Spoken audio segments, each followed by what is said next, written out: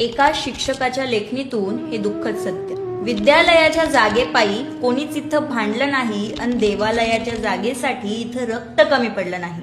माझाच देव मोठा म्हणण्यात रक्ताच्या नद्या वाहिल्या, ज्ञानगंगा कोरडी पडत ओसाड शाळा झाल्या. शाळा अजूनही तशीच पडक्या तुटक्या भिंतींची, गरीब माझ्या देशामध्ये उभी मंदिरं सोन्याची. धर्मासाठी पैशांसाठी अनेक आंदोलने पाहिली, पण शिक्षणाच्या भल्यासाठी कुणी मोर्चा काढला नाही.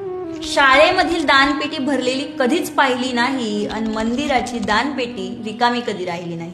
शाळेतला पालक मेळावा पालकां वाचून राहून गेला, देवालयात चेंगराचेंगरीत माणूस मात्र तुडवून मेला.